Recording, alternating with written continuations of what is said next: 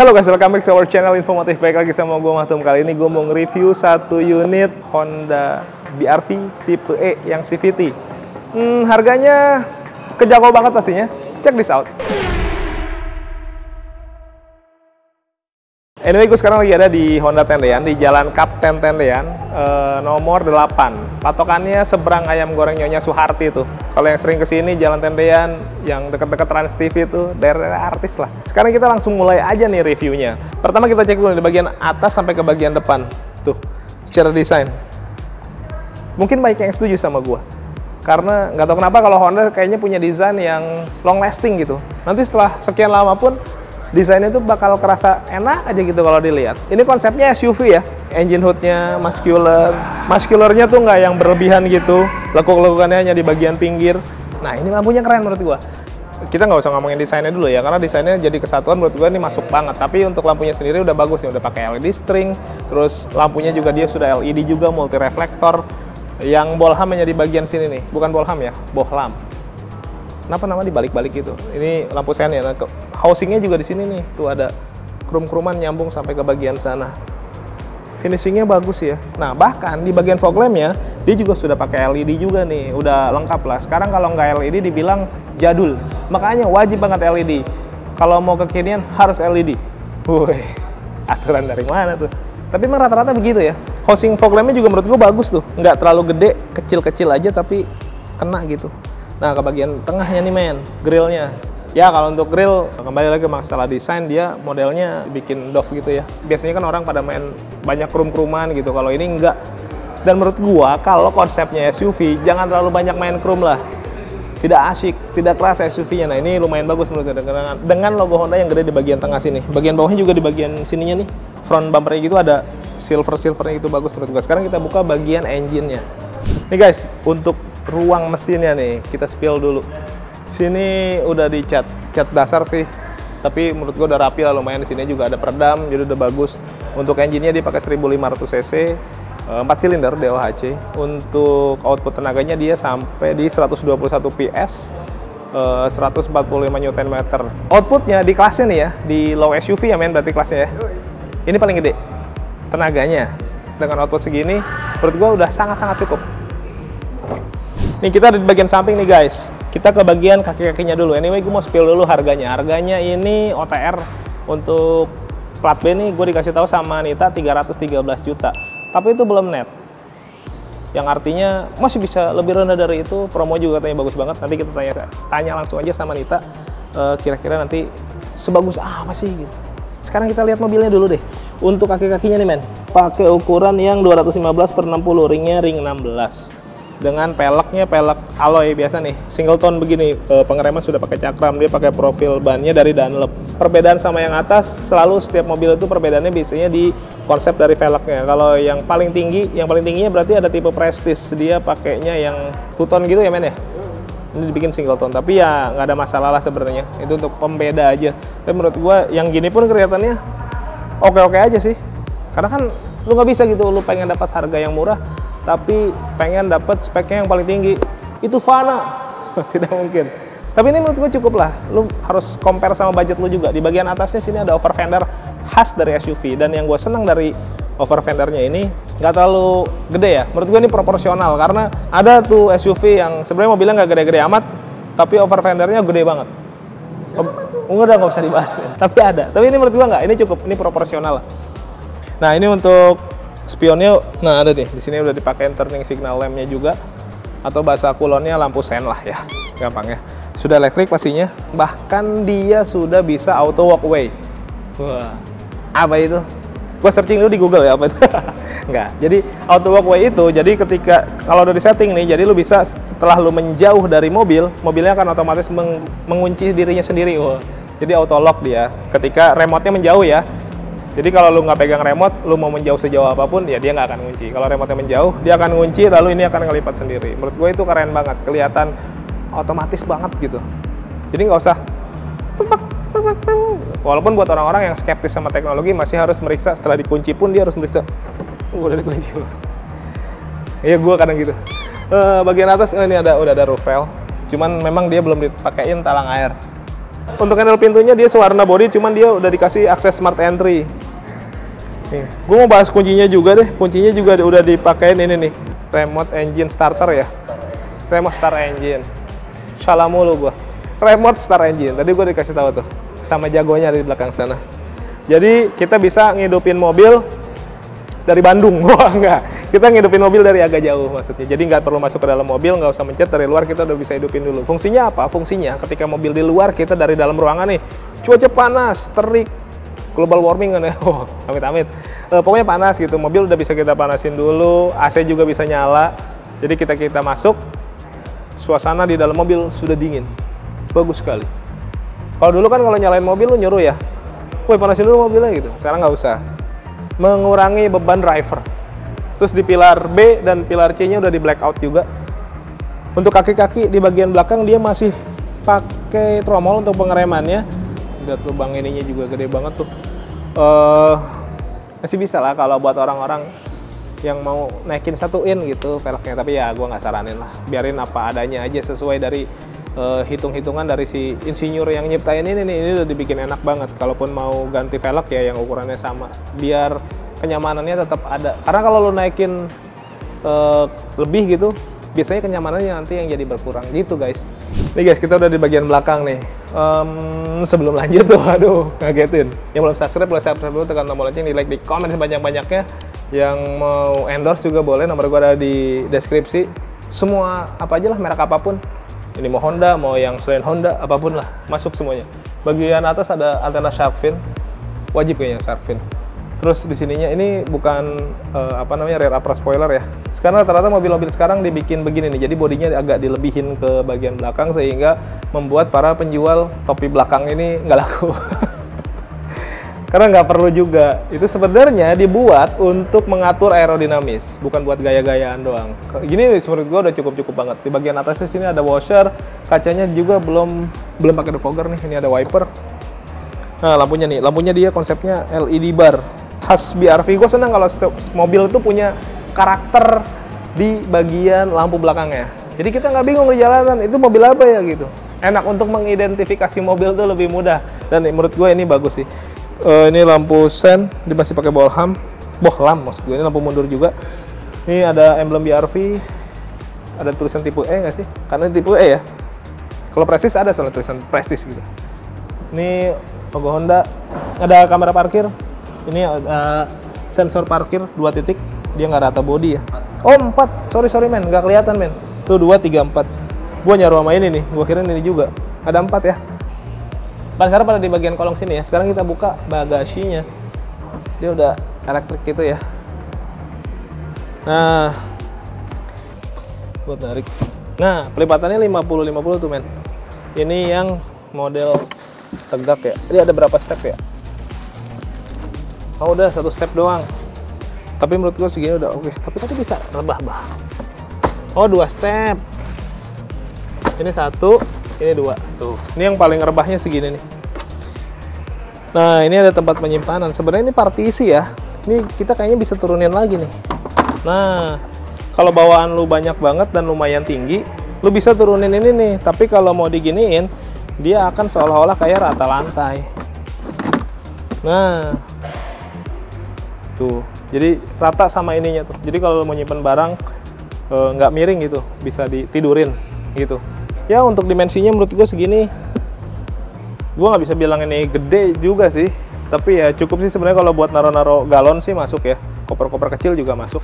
Di sini ada tempat penyimpanan nih men. Kayaknya buat toolkit dah. Tuh, di sini nih. Udah ya. Kita mau cek interiornya, tapi sebelum itu kita mau tanya dulu nih sama Nita. Promonya apa aja ya? Katanya lagi banyak banget promonya. Yuk kita tanya. Nah guys, sekarang kita mau tanya langsung promonya sama Nita. Si BRV ini katanya menarik banget. Halo Nita. Halo, dengan Nita. Iya. Gue mau kenalin. Ini Nita nih, sales dari Tendean. Iya. Katanya punya promo yang bagus banget dari BRV. Apa tuh? Promonya. Untuk promonya saat ini tuh DP-nya sangat murah. Gitu. Untuk yang ECVT itu kan dia promonya di DP 18 juta. Gitu. Untuk angsurannya di 5,6 selama 6 tahun. Oh, berarti lumayan di bawah Prestige ya, karena Prestige kan lumayan tinggi tuh. Iya, itu kan CVT ya. Kalau Prestige ada lagi sih. Untuk yang tipe Prestige-nya itu, yang CVT-nya itu di DP 22 juta aja. 22 juta? Iya. Yang tipe tertinggi tuh ya? Iya, itu udah dapat itu sih, udah dapat Prestige-nya ya. Nah, kalau untuk kredit selain ini ya, selain ini ada promo di apa lagi nih? Promo ada yang di apa? Brio juga ada sih. Ada Brio, HRV, iya, WRV, iya. CRV. Mungkin untuk itunya ya bisa hubungi Nita sih langsung, biar Nita hitungin. Gitu. Kalau nih, ini kalau nih ya, ada orang udah dapet DP rendah nih semua. Terus dia pengen cari second opinion, pengen cari yang lebih murah lagi, boleh hubungin Nita bisa kasih lebih murah lagi nggak? Pastinya dong. Gitu. Pasti murah? Iya, pasti. Dijamin tuh ya? Cari Nita dulu dong, pasti. Iya, jadi buat teman-teman gak usah ragu nih, kalau udah punya hitungan nih sama dari tempat lain mungkin ya, DP-nya, wah ini dianggap murah tapi pengen cari yang masih lebih baik dari ini, lu nggak usah ragu, kontak Nita aja, nanti Nita bisa murah ini lagi itu ya. Betul. Lebih murah dari yang dari customer itu kan? Iya dong. Ibaratnya ngadu hitungan lah. Iya, cari dulu yang lain gitu, baru hubungi Nita. Oh iya. WA, telepon boleh ya? Boleh dong. 24 jam. Oh, 24 jam. Tapi jangan tengah malam ya. Oh iya, enggak. Kalau tengah malam nggak mobil takutnya. Nah terus kalau ada yang mau test drive? Boleh, langsung. Bisa juga? Bisa banget. Harus datang sini nggak? Boleh, aku yang kesana. Oh, Nita bisa nyamperin ke customer? Iya. Nanti dia tinggal kontak Nita aja, mau test drive mobil apa, nanti Nita datang ke sana? Iya, betul. Nah kalau mau datang ke sini, ini di mana nih? Ini di Honda Tendean, Jalan Kapten Tendean nomor 8. Itu tepatnya di seberang pom bensin Vivo. Seberang pom bensin Vivo. Deretan ini kalau nggak salah Trans TV ya? Iya, betul. Oh iya, gampang banget nyarinya tuh. Jadi lu bisa datang ke sini langsung atau lu bisa duduk manis di rumah. Betul. Nanti Nita yang datang ke sana bawa mobil test drive-nya gitu. Terus tadi kalau balik lagi ke yang kredit nih, kalau ada yang kredit, kan sekarang orang nggak selalu mau konvensional ya. Iya. Ada yang pengen syariah juga. Ada dong. Nita bisa bantu?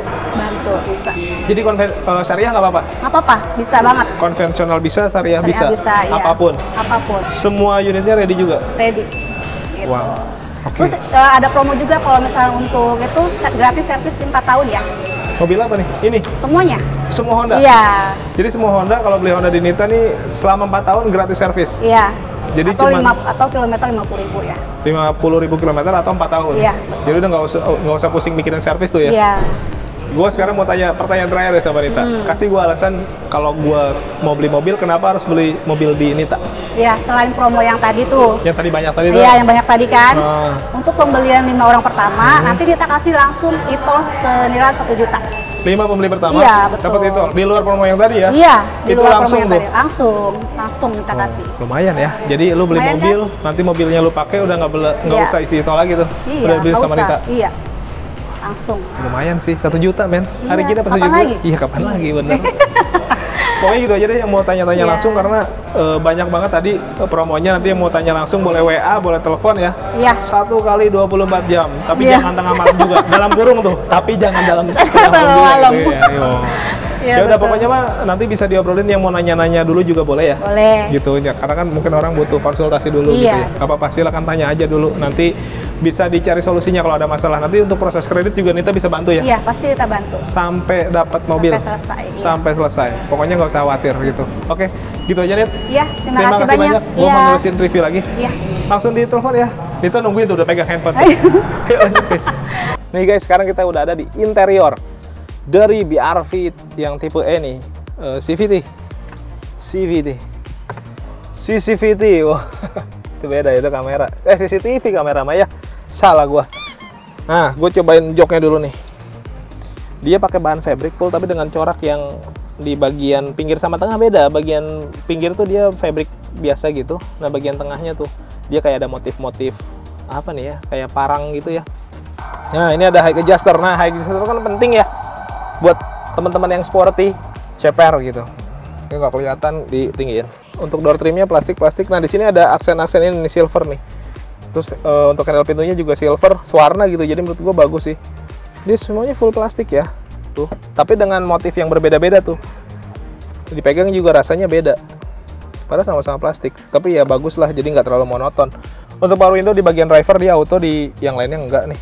Di sini ada untuk power door lock, terus ada untuk pengaturan dari kaca spion ya. Di sini ada cup holder, speaker. Nah, untuk pengaturan setirnya dulu nih, karena ini yang paling penting menurut gua. Wah, dia tilt doang nih. Nah, untuk mengatasi pengaturan yang cuma tilt kayak gini, lu nggak usah khawatir, lu masih tetap dapat tempat duduk posisi berkendara yang ergonomis dengan mengatur high adjusternya. Yang bahaya adalah ketika ininya cuma tilt tapi joknya belum bisa high adjuster. Wah, udah dah. Tapi kalau ini enggak, lu masih bisa atur naik turun maju mundurnya, masih bisa diatur dari joknya, jadi masih enak lah. Untuk setirnya dia modelnya 3-spoke gitu ya, nggak ada kulit-kulitan, polos-polos aja. Di sini ada aksen-aksen silvernya juga. Di bagian kanan ada steering switch untuk mengatur informasi di MID tuh ya. Terus di bagian kiri untuk mengatur audio. Nah, untuk speedometernya dia modelnya standar aja, bulatan-bulatan 2 kiri dan kanan gitu. Di bagian tengahnya ada MID yang sudah full color, jadi bisa kelihatan tuh ada warnanya. Terus engine start stopnya di bagian kanan sini ya guys. Jadi biarpun dia tipe E bukan yang prestige, tapi kan sudah keyless semuanya. Sini ada untuk vehicle stability control juga, sama ada dummy-dummy nih. Oke, sebelah sininya nih, ini ada kisi-kisi AC di tengah, cluster tengah nih AC. Terus ke bawahnya ada head unit. Head unitnya kita lihat dulu ya. Ada Apple CarPlay, Android Auto, wah, lengkap lah. Smartphone connectionnya lengkap tuh, ada USB, radio, telepon. Jadi enak. Nah, di bagian bawah sini ada untuk cluster AC, dia memang belum auto climate tapi sudah ada fitur Max Cool. Jadi sekali pencet bisa langsung gitu. Suara apa itu? Kayak orang kesetrum ya? Enggak, maksudnya suara dingin. Jadi anginnya di level terkencang, suhunya di level terendah, jadi bisa dingin. Nanti bisa lu turunin manual kalau emang kedinginan. Nah, sini ada power outlet satu nih, tapi harus pakai adapter. Terus di sini ada tempat penyimpanan nih, laci kecil buat naruh receh. Biasanya di sini ada cup holder. Nah, ini untuk tuas transmisinya dia CVT ya. Terus ini ada tuas handbrake mechanical. Ini kecil banget nih armrestnya. Dia nggak bisa di adjust ke depan. Tapi enak, dia bahannya dikasih bahan fabric gitu sama kayak di jok. Tuh. Nah, di sininya dicowak begini nih. Jadi ketika lo mau narik handbrake, dia ada tempatnya tuh, jadi nggak sakit ke bagian sini. Bagus sih menurut gua. Nah, bagian sininya ini sama nih, ini ngikut nih dari tadi bagian pintu nih, ada silveran aksen, tapi semuanya memang full plastik ya. Ada kisi-kisi AC juga. Nah, ini laci penyimpanan tertutup. Bukanya masih ngagetin guys. Bagian atas ini ada hand grip, sebelah kiri ini ada sun visor kiri dan kanan. Sebelah kiri ada kacanya, kanan nggak ada. Kasihan driver, diskriminatif. Lampunya masih kuning. Terus di sini ada spion tengah, dia sudah day night view gitu ya. Oke, di bagian depan sih itu. Sekarang kita ke bagian tengah. Nih guys, gua ada di bagian tengah nih, atau baris kedua dari BRV tipe E nih, yang CVT. Kita langsung cobain pengaturan tempat duduk. Maju, paling maju segini. Ini paling mundur seginilah. Gua setting segini nih, buat kita nanti ngetes duduk di bagian belakang. Pengaturannya juga bisa. Oh, ini paling mundur, paling rebah maksudnya. Ya oke lah. Dia bisa untuk 3 orang karena ada 3 headrest, terus ada 3 seat belt juga. Di sini nggak ada armrest ya. Bahannya sama-sama fabric, sama seperti yang di bagian depan ya. Bagian kaki dia penggerak depan tapi masih kelihatan ada sedikit tunneling, tapi nggak yang gede banget ganggu ya. Ini kecil sih, nyaris nggak kerasa sebenarnya kalau diinjak tuh. Ini masih oke lah, karena kalau yang terlalu gede pasti ganggu untuk penumpang yang kebagian duduk di tengah. Kasihan tuh, asli kalau orang kebagian duduk di bagian tengah sini udah kena tunneling, kena AC langsung dari depan. Oh ya, kalau enak duduk di bagian baris kedua di sini nih paling enak, atau di bagian sini gitu. Door trim nih, door trim sama kayak depan ya, plastik, dan nggak dikasih silveran kayak yang di depan ya guys. Silvernya hanya di bagian handle pintunya aja. Ini hand grip kiri dan kanan. Di bagian atas ini ada AC karena dia double blower, ada 3 kisi-kisi AC deh. Ini untuk fan-nya nih. Oke, sekarang kita cobain duduk di belakang men. Nah guys, sekarang gua lagi di baris ketiga nih, yang dimana baris ini di mobil apapun dibilang ini adalah untuk baris anak tiri. Terus nggak harus begitu sih. Kita cek seberapa anak tirikah orang yang duduk di BRV ini. Nah, ini gue duduk ya. Gue kasih ini paling. Nah, sini paling rebah. Ini tadi posisi duduk gue di bagian tengah ya guys. Gue nggak atur lagi nih. Ini udah paling pas nih tadi di tengah. Ini lu boleh cek kaki gue nggak? Tuh. Gue masih punya ruang untuk dengkul gue nih menyentuh baris kedua tuh, masih ada. Jadi gue 165 cm buat yang tingginya di atas gue kayaknya masih bisa masuk ke sini, karena kaki juga lu masih bisa enak. Jadi ada footrest dibagi, nggak footrest yang dibikin sih, tapi lu bisa masukin kaki ke sini jadi bisa lebih relax aja tuh. Ini juga bisa di adjust untuk headrestnya. Nah, di bagian kanannya sini atau sebelah kiri juga ada kayak buat armrest lah buat naruh tangan tuh. Terus ini ada buat naruh handphone, kayaknya bisa nih di sini nih, ada buat penyimpanan juga, kecil sih. Terus ini ada cup holder, jadi enak. Nah, pandangan keluar juga lu nggak terlalu yang wah tertutup banget gitu, karena ada kaca nih untuk di baris ketiga ini. Kadang kan biar nggak terlalu sumpek ya, jadi lu bisa lihat pemandangan lah keluar. Menurut gue sih oke nih, masih enak dan masih lumayan lega. Headroom juga masih lumayan nih segini mah ya, tuh. Kayaknya untuk orang yang tingginya di atas gua 165 cm, mungkin 170 lebih gitu masih bisa masuk sih. Jadi masih enak, nggak terlalu anak tiri gitu. Ya maksudnya udah diakui jadi hampir anak kandung lah gitu. Sekarang kita keluar ya. Nah guys, gimana tadi? Kita udah cek bagian depan, samping, belakang, dalam, engine-nya, tempat duduknya, bahkan di mana baris ketiga orang-orang pada bilang kalau baris ketiga itu tempat buat anak tiri. Kayaknya di sini enggak. Di sini kayaknya biarpun anak tiri udah dimasukin ke dalam kartu keluarga, jadi udah lebih disayang. Karena di belakang ternyata ya masih enak buat duduk orang dewasa ya. Oke.